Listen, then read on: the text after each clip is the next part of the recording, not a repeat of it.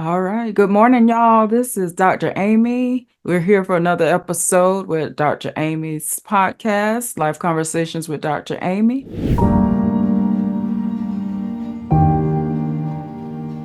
Glad y'all joined us this morning. We have Mr. Roman Fisher this morning coming in from Arkansas. How's it going? How's it going, guys? Thanks for having me. Yes, welcome, welcome. We're going to have a conversation about staying motivated, increase your motivation, and we're also going to have a conversation about improving your sleep. I'm sure all of us can benefit from that in this stressful world today. Mr. Roman Fisher, he's a health and fitness coach. He has helped over 50 people transform their physical and mental health because, with our mental, physical, they all as one. We want a holistic approach here. So welcome, Mr. Fisher. Can you tell us a little bit more about yourself? Yes, so I do acting, I do modeling, I also do bodybuilding.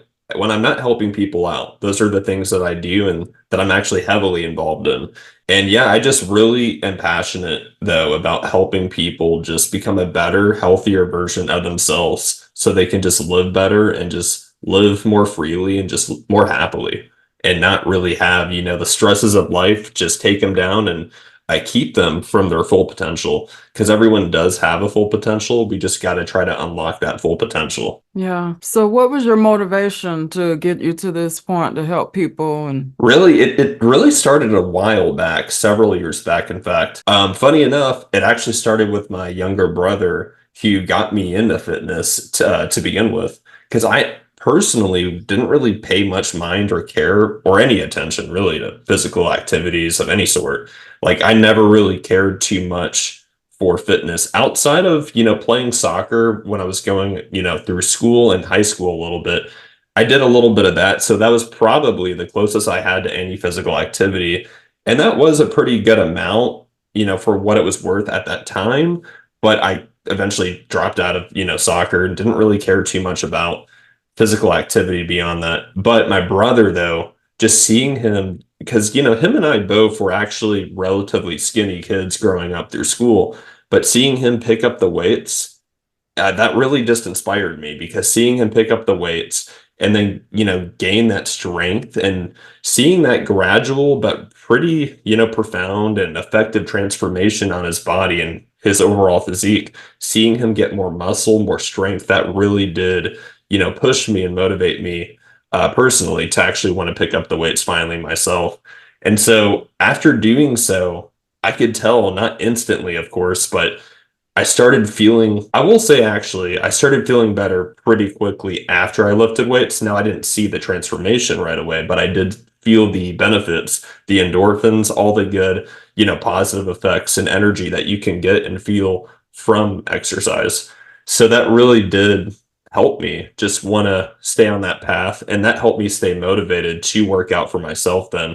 But then, especially as I started seeing the physical, results and transformation, I was like, man, this is definitely something that I want to keep doing for myself. Like, I feel good, I feel better, I look good, and I look better than I ever did before. So it really also just helped my confidence, tenfold. And it made me feel that, there's not really much that's limiting us, or there's not really much that we're limited from in this life, whether it's in a fitness goal or any other goal beyond fitness, even. So that really did help me, get into fitness. Now, I wasn't really a super big health nut, though. Now, I did work out, but my diet, so to speak, was not really in check.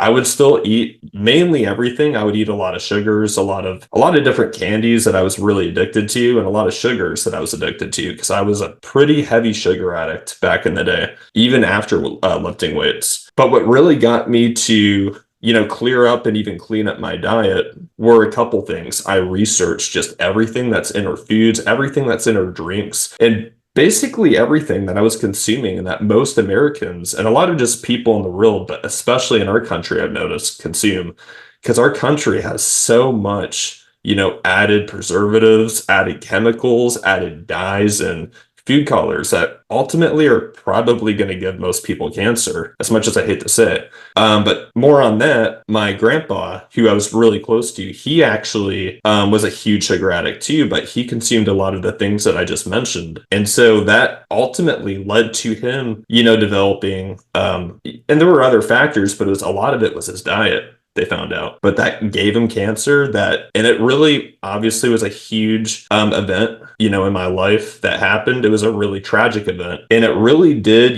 play a pivotal role in getting me in a really dark place emotionally and mentally. But while that was a really difficult, spot and space in my life for when it happened, it ultimately, I would say probably a month or two later, pushed me actually into using that pain for fuel and motivation to want to actually just finally, throw in the towel in a good way on all my bad, eating habits and actually not be a sugar addict anymore, just like he was.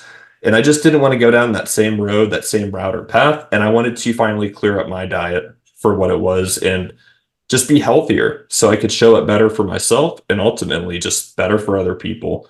And then after that, I wanted to share that same motivation, that same healthy lifestyle, and that same, positive feeling and that same, level of endorphins and everything that I got. I wanted to share that with the world then. That's good.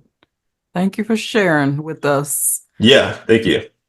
And it's neat how you say you were motivated by your younger brother. It's funny. It usually doesn't go that way. Usually it's the other way around. That's what's Yeah, funny. yeah. And then I like when you say, because I've been a vegan now for about 3 years, and I am mindful about looking at my ingredients now on the foods that I buy. And when I first was vegan, I used to eat a lot of those processed, meats, and I've cut a lot of that out because when you look at it, you don't know that stuff that's in the ingredients. Like, what is all this?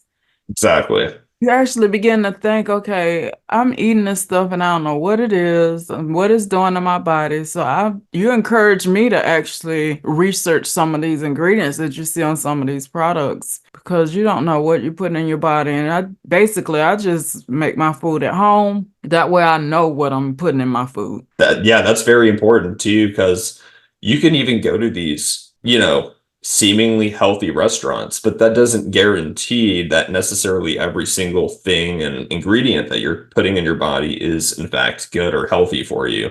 It could be, but it's very debatable, especially in this country. We have a lot of these restaurants. Of course, if you go through a fast food restaurant, you can bet that it's not good for you, but anything that's not fast food, you still got to question at least a little bit. Take with a grain of salt. Unless you're like going to, a really, solid health, food restaurant and it's like organic, grass fed, and like they have the ingredients that you can see even, and you can actually, and they have, solid reviews. It's a little different then, but it just depends. But there's not a lot of that here.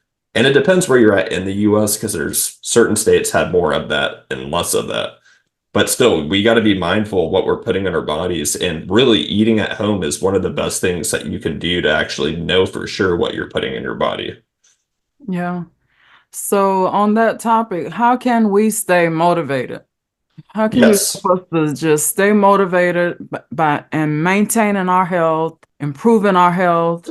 What are your tips on keeping us motivated? for sure. Number one, I'd say first and foremost, just remembering why you started in the first place before anything. You got to really pinpoint, analyze, and yeah, just find out why you even started the journey. Whatever specifically that is, whether it's a weight loss journey, a muscle growth journey, or maybe just a journey just to have overall general health and working out. Or maybe it's not even in fitness. Maybe it's just trying to stay motivated to level up in your career, your business, whatever it might be. You just got to remember why you started that path and journey. And that will help you stay motivated once you really dial in and pinpoint your why. And then I'd say after that, there's a lot of different things you can do from there. But I would say from there, just remembering and I would even write down all your past accomplishments that you've already accomplished and anything else in life. could be anything big, could be anything even small. So even the smallest of accomplishments, writing that down and looking at that every day and even saying it out loud, that'll help tremendously. And then I would also say too, really just practicing gratitude, just basically thinking of saying and even writing it down right as you wake up before your feet even hit the floor, just going over every single thing that you're currently grateful for in your life.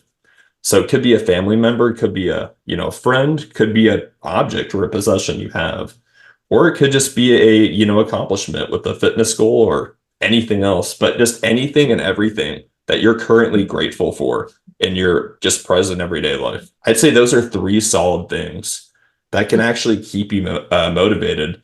But another thing too that I've actually discovered, over the years is going out into nature. So finding out just the closest park, the closest, overlook, if you have like a mountain overlook in your area, wherever you can go, just to really get out into nature. It doesn't even have to be a hiking trail though.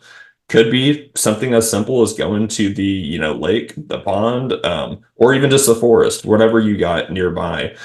But just getting out into nature and just not to sound too cliche, not to sound too, new agey or anything, but just becoming one with nature in a sense.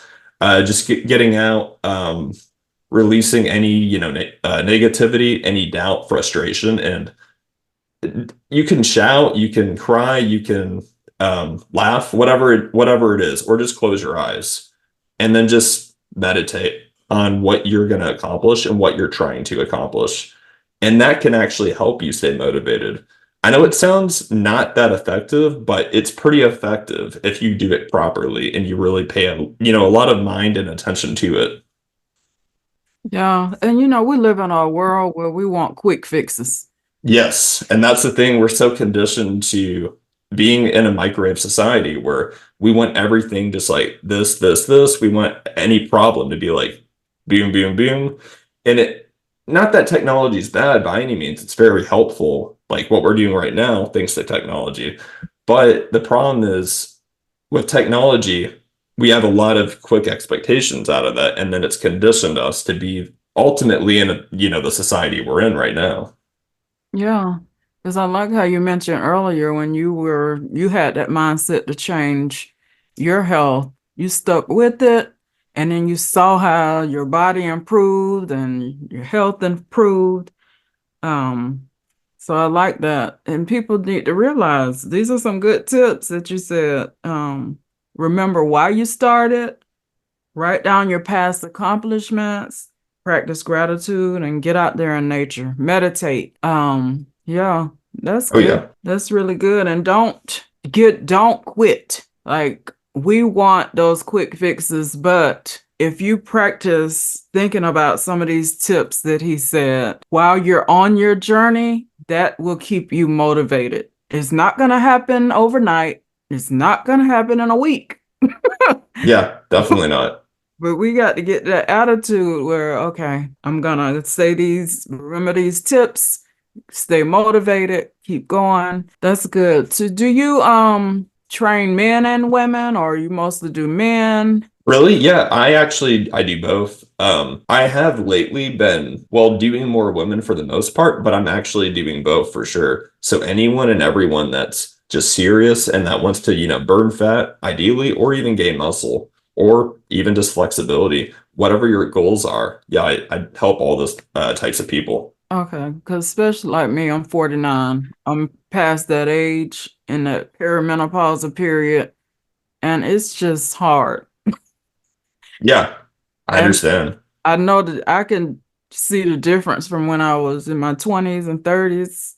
It's hard to get the weight off. It's hard to gain that muscle. And I know that you mentioned about diet, but and exercise and then muscle, I mean, weights. But whenever people don't realize, is it true when they say it's 20-80 or 80-20? It's your diet Y- 80%? Yeah, that's a good question. So really it is mainly nutrition or diet. I usually like to try to say nutrition even, but yeah, it is mainly with your, diet or nutrition. for the most part. I don't know for sure if you would say it's 80-20, but I will say it's pretty close to that, if not exactly that. But for sure, it is overwhelmingly your nutrition that does matter. Not just for long-term effects, and long-term health, of course, but it's also very effective for the here and now to determine if you're going to put on weight, gain weight, or lose weight or maintain. But yeah, definitely your nutrition is number one. And then I would say, of course, working out is beneficial. But yeah, you can definitely lose weight or gain weight without working out. But with working out, it's going to help you lose weight more if you're trying to do that. Or it can also help you gain muscle more if you're also trying to do that. So, but yeah, definitely focus more on nutrition, and it is overwhelmingly nutrition. Yeah, I had a conversation with another fitness expert, and she was explaining that women, especially my age, should be lifting more weights Yes, to help with them. I mean, it not only helps, gain lean muscle, but also, with, helps burn fat. yeah. But my thing is, she said lift more weight. And you know how sometimes we'll do the 5 pounds, but she said she recommended when you're doing the weight, you want to feel the tension, like Yes. without overdoing it. Yep, I agree. Yeah, you don't want to lift too heavy because that's not good for anyone. For your joints, your likelihood of getting injured is just a lot more doing that too. But you want to make sure that you're lifting heavy enough still, though, that you're getting a challenge where you're still challenging your muscles enough where they can actually grow a little bit, but also where you're burning, enough calories because the heavier weight you lift, the more calories that you can burn at rest. So then you can also help burn that fat. But also, what's really cool too is when you also put on that muscle, that will also help burn fat in itself. Right. Do you give meal plans to your clients whenever you're Yes, yes, I coaching? do all fully customized and tailored to whatever, foods they like, foods they don't like, and then of course their overall fitness goals too in the process. Wow. Okay. So while we're getting motivated, keeping our health and fitness and getting up out into nature, what are some ways that we can help improve our sleep? Yes. So sleep, that is a huge thing, and that's very important for a lot of people. Sleep is what can help really make or even break your day if you don't get enough of it, of course. So what I recommend, because a lot of people are sleep deprived, especially in the US, that's a huge problem for a lot of people. But getting enough sleep to actually do that, and from what I found, because I've struggled with sleep for several years of my life already, having been a chronic insomniac myself. But what I've really found helps me sleep and what can actually help a lot of people sleep out there, there's several things that you can do.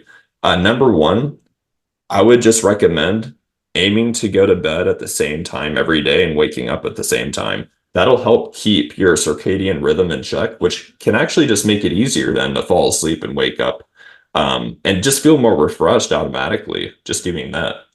That's number one. Number two, I would definitely cut caffeine. Any caffeine that you have from coffee or anything else, you want to cut that by 2 p.m. at the very latest every day.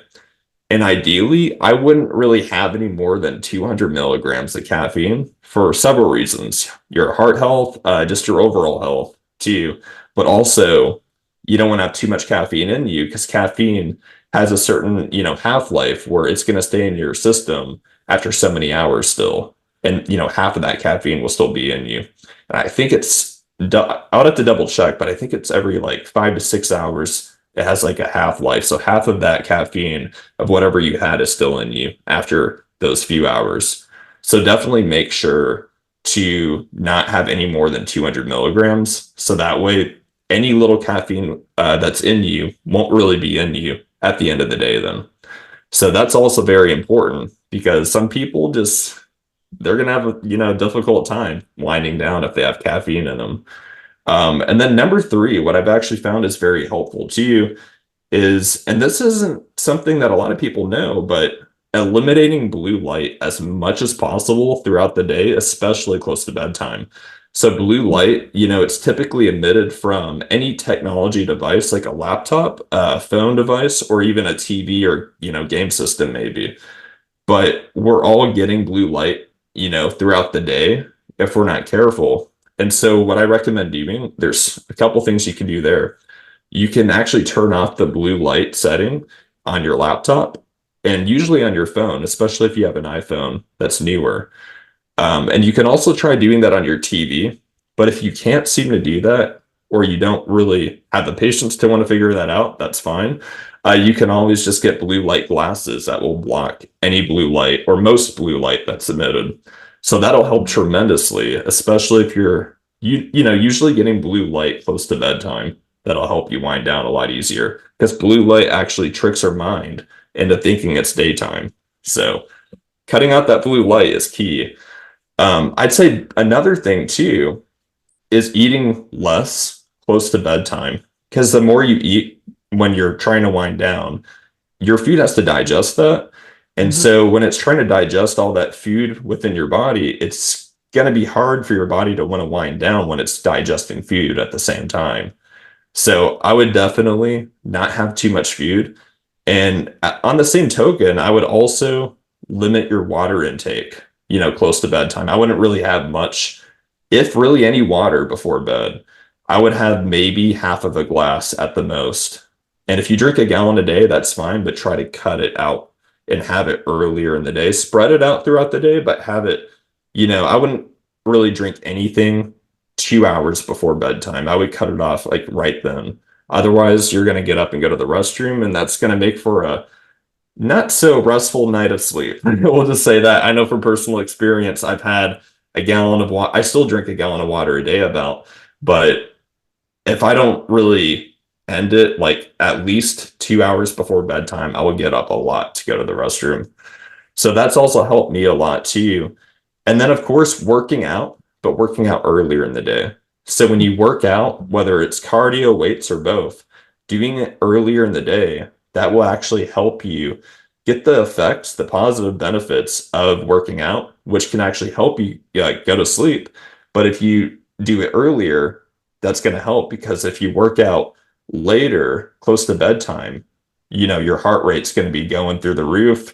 You're going to be pumped up, and then you're not going to want to wind down. So work out earlier so you can get the benefits that working out has for your sleep, but just don't put it too close to your bedtime so that you can still wind down when you're trying to go to sleep. And then I'd really say beyond all that, two other things that I found, making sure too that you're listening to some kind of sleep music or meditation music, or even maybe just a box fan or an oscillating fan. So basically any tune that you can relax to and wind down to, or any like ambience, noise, or even like a fan, because that can actually help too, like white noise, basically. That can really help people just relax and wind down and go to sleep. And then really last but not least, taking some supplements like melatonin or maybe even CBD, CBN gummies can also be very beneficial. Not even to mention magnesium can also be very beneficial to relax your mind and body and drift off to sleep. But yeah, those are several tips that I've actually used myself that still help me to this day. I personally take CBD and CBN gummies, and it has just a very small amount of melatonin in it, but it's very, very, effective for putting me to sleep and helping me just wake up and feel more refreshed. So yeah, those are a lot of tips, but a lot of tips that I found that are really effective. I found they're really, really effective and helpful for me and a lot of people. Yeah, I like that, especially with the supplements, because I know like other medication therapies like Benadryl. I used Oh yeah, I even take people, it sometimes now. It's just have to be careful not to take that too late in the day, right. 'cause the next day I'm dragging. Oh yeah, So definitely the natural magnesium, melatonin, or won't give you that. yeah. And I found that, natural supplements are the way to go for your just long-term health, but also too, just because it works. It works. Like now, granted, sometimes melatonin's not best for everyone because it can make them really groggy in the morning. So I do recommend if you're going to take melatonin, take less. Less is more. Start, small, start low with your dosage and work your way up if need be. But if melatonin's not your thing, I do recommend then like CBD, CBN, or a combination of both. That can actually be very good. And then magnesium. Those are really, really helpful for your sleep, though. Okay. And for those of y'all that's questioning the CBD, that is not marijuana. Nope. And you can get it literally without any THC in it. So there's like no chance that it's going to make you high. And even just a little bit of THC is not going to do anything if you have THC in it. But if you're like very, very cautious about, drug test and failing a drug test, then I would just get the CBD isolate, which means there's no THC in it whatsoever. Mm-hmm.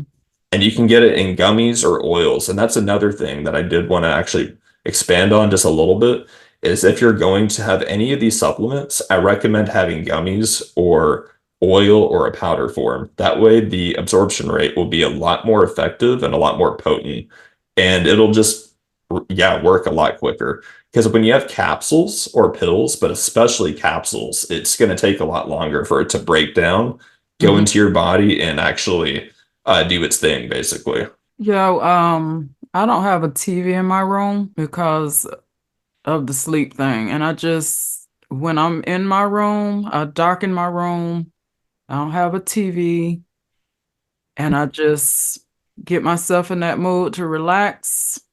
And then usually I'll just drift off to sleep. I'll pray and drift off to sleep.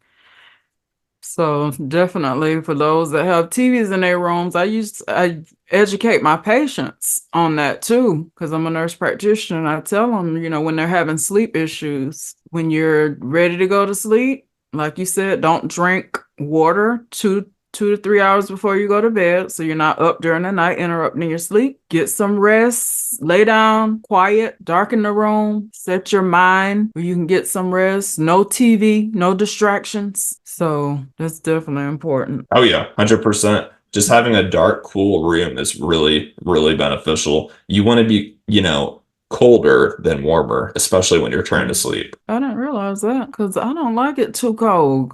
Yeah, well, and it is a little subjective for some people, but for the most part, it is good. You don't have to have it 65, but I found that having it, for me, at least in the low 70s, like 71, 70, maybe even down to maybe 68 at the lowest. But they usually say, research has said at least, 65 at the lowest to 70, 71 is really good for like optimal sleep.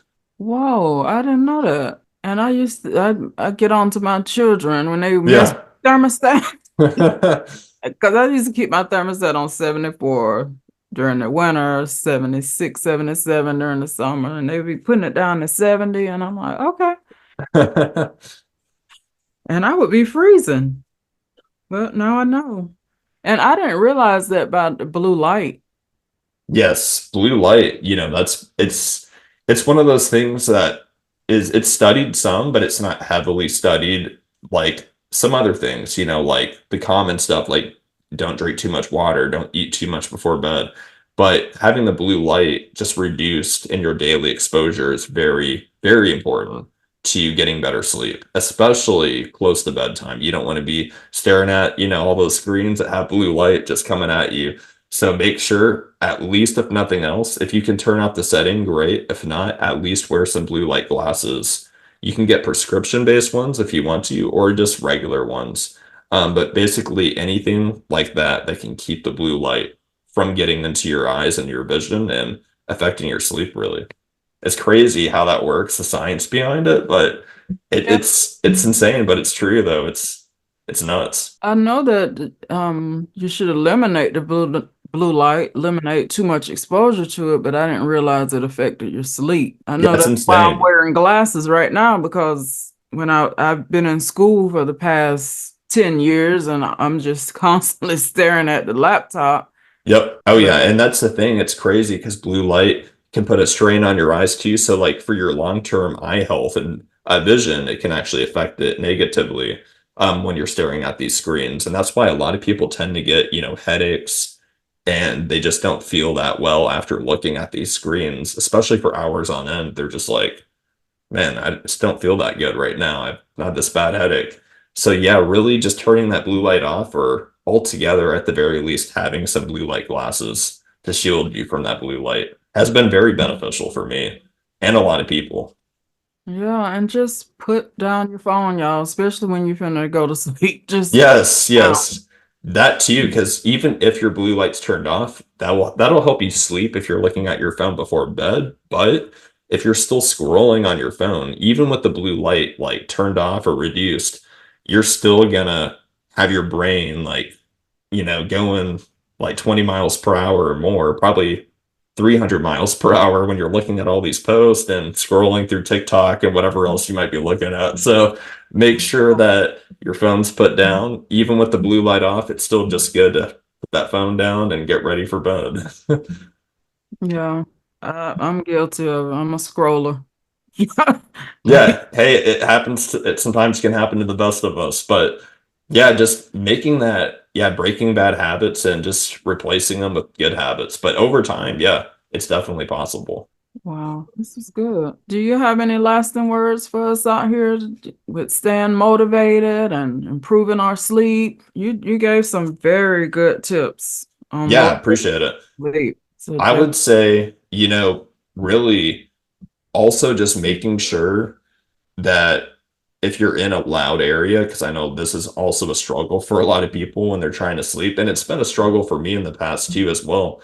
But making sure that it's not just a dark and cool area for the most part, I would also suggest it's a quiet area and making sure to, if you have any earplugs, use that or at least use some noise blocker on your phone. Like you can actually go on YouTube and look up, noise canceling um, sound effects. And basically, it'll be like a white noise that you can use to block out a lot of background noise. So that's helped me. Like if I have someone that's snoring, that's actually helped reduce that, snoring quite a bit back in the day when I was rooming near someone that would snore. So that can actually help a lot if you're having a roommate that snores or maybe someone next door and your walls are like paper thin. Hopefully not, but if they are, you can use like some white noise that can really block that out and counteract that snoring or loud noise. But also earplugs. By the end of the day, if you have to go that route, I do recommend like some memory foam soft earplugs that are comfortable but still can block out most of the noise. I found that about 32 decibels is usually the max that they go. I think they might go a little bit more, but I'm pretty sure it is 32 decibels is like the cutoff. Yeah, I'm a that person that I can't have like a mask on my eyes or nothing in my ears. Yeah, I'm not usually one of those people either, but if you have to do that, you got to do what you got to do. Yeah. But I do recommend at least YouTube to try to do anything before you go into that because I'm not huge on the sleep mask unless I really have to do it. And even then, I will usually like cover it, but I won't put it around my ears because it's usually not the most comfortable thing, at least not for me personally. So Hmm. anything until I have to do that, I will do. No doubt, I'm with you. Yeah, I know some people that are avid users of the earplugs, and I know even in the hospitals they supply earplugs to some patients and they use them. Yeah. But that's good. So how can we get in touch with you? Do you do online? You do online Yes, coaching? I Okay. do. Yeah, so if you want to just find out more about me and what I do personally and all the clients that I've helped so far, both men and women that have transformed their minds, their bodies, and just really achieved their fitness goals in their lives, you can find me right now at romanfisherofficial.com and you can just go to my website there. And then once you're on there, you can fill out an application and we can definitely, yeah, just start crushing your fitness goals. Beyond that, if you want to find me on social media, connect with me one on one. We can do that as well at Roman Fisher Official on Facebook, Instagram, TikTok, or even LinkedIn if you use LinkedIn.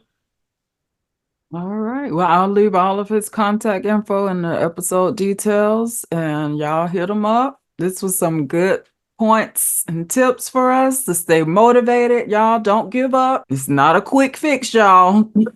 Oh, yeah. Remember, motivation, it gets you going, but consistency keeps you growing. Exactly. I like that consistency. Keep going.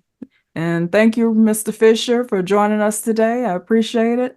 And y'all that's not subscribed to my podcast, Life Conversations with Dr. Amy, y'all hit that subscribe button, like, share. You'll be blessed. Thank you.